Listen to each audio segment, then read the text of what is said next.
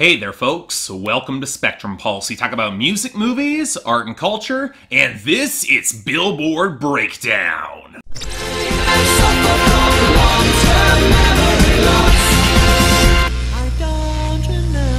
So I was actually predicting that this week would be a little bit slower going in. After all, it didn't look like the top 10 was shifting at all. There weren't any major album releases on the horizon, at least to my view, and we'd have maybe another week in a bit of a holding pattern going into the summer, and yet that's not what we got. Pretty much thanks to the record that never hit my schedule, got no requests, and that I would have had no interest in covering even if it had. Yep folks, this is the week of Bryson Tiller, the accounting for half of our new arrivals. Just joy.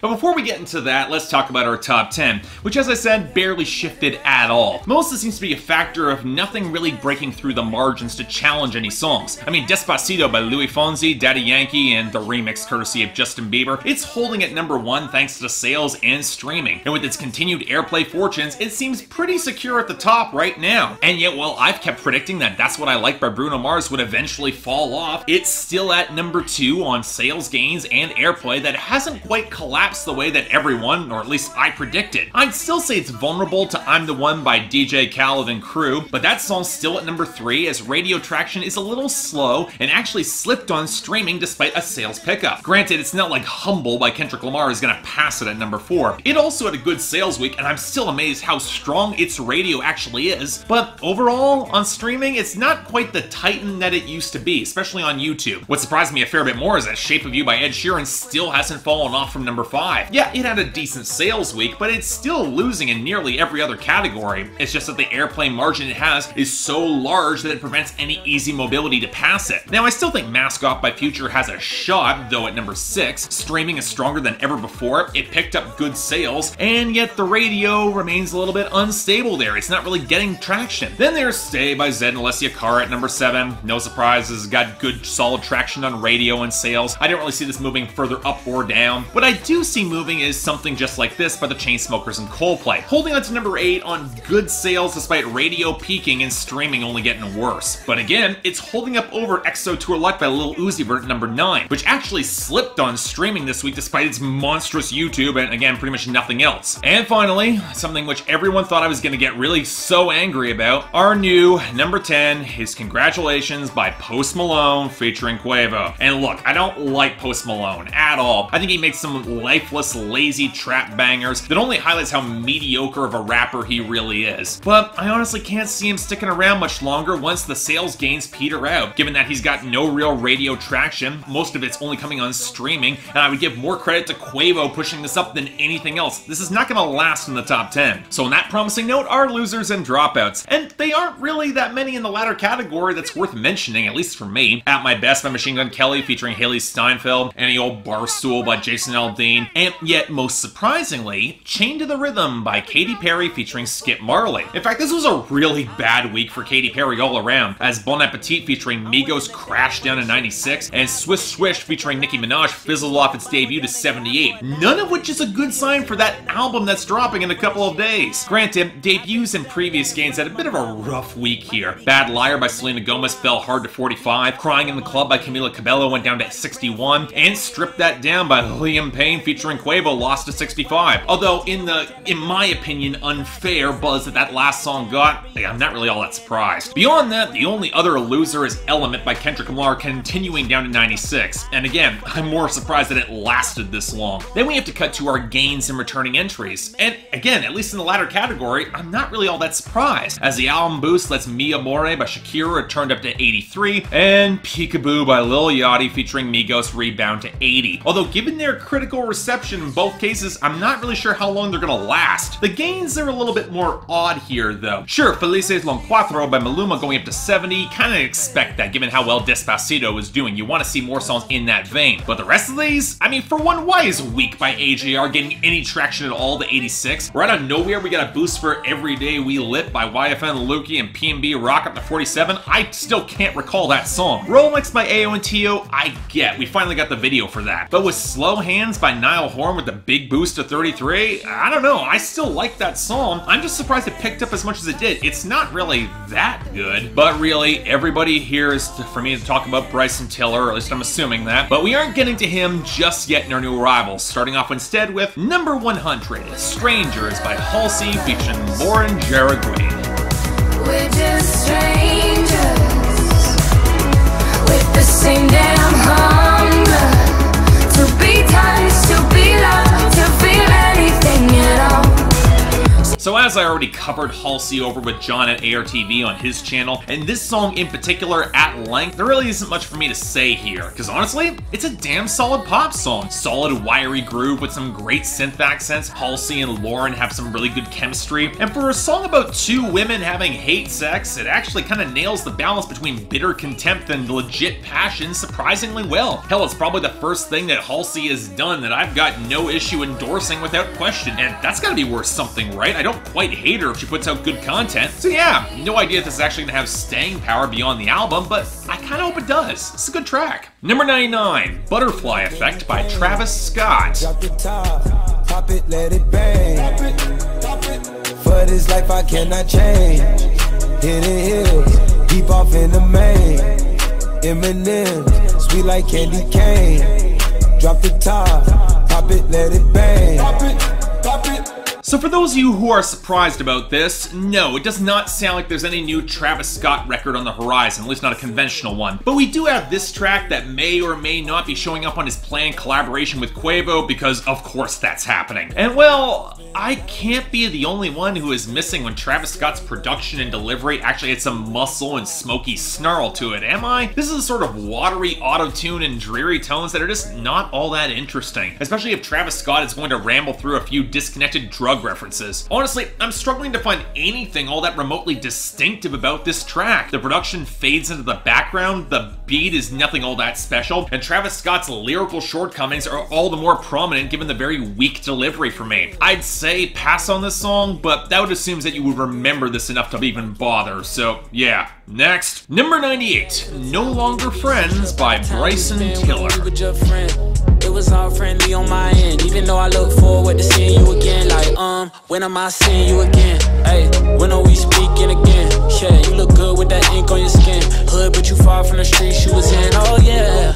So now the Bryson Tiller story starts here with him stealing some other guy's girlfriend, including an extended monologue in place of a real hook midway through the song, featuring said girl arguing with the boyfriend, and it's as uncomfortable and voyeuristic as you might think. Now, none of this is all that helped by Bryson Tiller straddling the line between Chris Brown and Drake and a lot of his vocal tone and delivery, complete with the auto-tune and pitch shifting on the outro to boot. I don't think I'll ever be a huge fan of this guy's vocal tone, it just does nothing for me. But beyond that, the only noteworthy thing about the song is how weirdly possessive Bryson Tiller becomes in the final verse after just blasting this boyfriend, which if I thought had some real self-awareness to the song, might have been some for interesting commentary, but we never got that in the actual text. Beyond that, we got some warped samples and hollowed out pieces behind the trap beat that do hold a decent melody. It's not bad, at least before the beat switch, at least, which just slows everything down for a chopped and screwed sort of thing, but nothing that feels all that interesting or special. I'm gonna forget this exists. Next, number 94,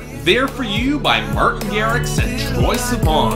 I'll be there for you. I'll be there for you. When you're screaming, but they only hear you whisper. I'll be loud for you.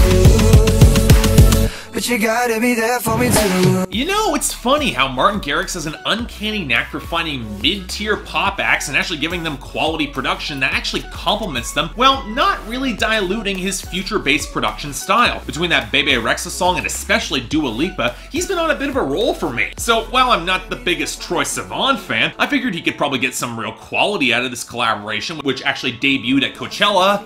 And yet, I'm only just kind of lukewarm on it. Maybe it's a function of Martin Garrix trying to bring in a little bit more restraint to complement Troye Sivan's very understated delivery with the weedy flutes and the warping fragments behind the snap. But the only real moment of excitement I get in the instrumentation and production of this song comes when the guitars start coming through in that final bridge, and even then they don't really build into the drop all that well. There's not much of a crescendo there. As for Troye Sivan, look, I get reciprocity called out in relationships and that it's important, especially when you're on the road and really heavily heavily stressed. But it hits a bit of a bum note when he ends the hook reasserting that his partner has to be there too for him while he's there for them. It's a bit of a hard ask in any relationship, I get that, but I feel like there's a way that doesn't feel as clunky as it does here. Look, again, this isn't exactly a bad song. Martin Garrix's production does complement the vocals here. It certainly sounds pretty good, but again, they've both done better. Number 91, Run Me Dry by Bryson Tiller. Cried my last teardrop. Saw bad when I told her bring it here. Drop down, pick it up, swing it around. I'ma go. Drop that down, I'ma pick it up, swing it around. I'ma go.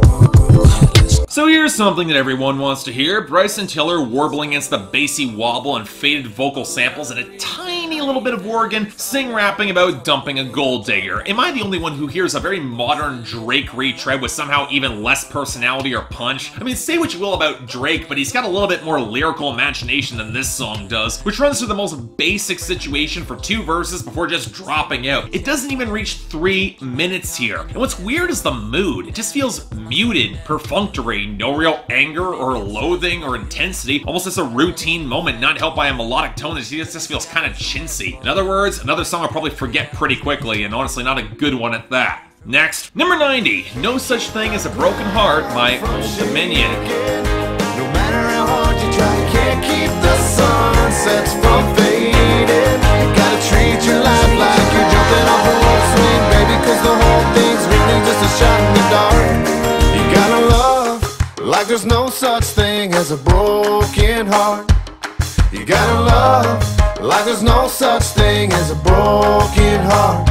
So did you know that Old Dominion were working on a sophomore album? Better question, do you care? Even better question, does anybody actually care that these guys are shoveling out more material? Even if it is being produced by Shane McAnally, normally a producer I like. I'll give them credit for at least bringing in a beat that doesn't feel as stiff as on their previous record, but in comparison with other modern country bands, Old Dominion continues to just frustrate me. There's not a lot here. Between the hand claps piling over the staccato bass line and the wonky blend of deeper guitars that clash really awkwardly with the too clean by half backing vocals, there's little actual groove that punches through, and frontman Matthew Ramsey doesn't really do much to impress me beyond that. Yes, I kind of like that there was an actual guitar solo. There's not enough of that in modern country. But then we get to the lyrics, and look, Old Dominion certainly have written worse, and their odd fascination with the music of the past does lend a little bit of character, and there is something to be said about just barreling through regardless of whatever the world is doing right now, even despite the negative, but it has the same feeling of thinness to the writing that I've always found frustrating about Old Dominion. The whole Sam and Diane reference is the only interesting thing about the song, and that just makes me want to listen back to more John Mellencamp. As it is, look, this isn't precisely bad per se, especially for Old Dominion, but I fail to see what they add to the country conversation, and this song, it's not really improving their case. I'd probably skip it. Number 89, Don't Get Too High by Bryson Tiller. Don't smoke too much.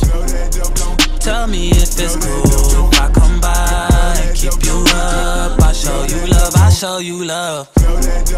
Girl, I'm not trying to kill your vibe, kill your buzz. I ain't trying to sober you up. Okay, for as much as Bryson Tiller takes inspiration from Drake, this is the sort of song I really wish did not happen. The sort of concern trolling where Bryson Tiller keeps needling this girl not to drink too much or get too high, because the only drug she should really need is him. Not just because he's trying to kill her buzz, but because he wants to be the first person she sees when she wakes up in the morning. Okay, just lovely. Probably not a good idea to mention a whole couple lines later that there are indeed other women in that picture who are after Bryson Tiller, and since it's Bryson Tiller, we get nothing close to any sort of subtlety or real detail to flesh out the story. But beyond that, the only thing that we really get in terms of melody is a chopped up sample of Travis Scott behind the trap snare. I swear, without samples, Bryson Tiller would have nothing for these instrumentals at all. They're so barren and dry. There's nothing to this. But yeah, this is sort of trap I have no use for whatsoever, especially with the content. Pass. Number 88, Met Gala by Gucci Mane featuring Offset. playing for keeps.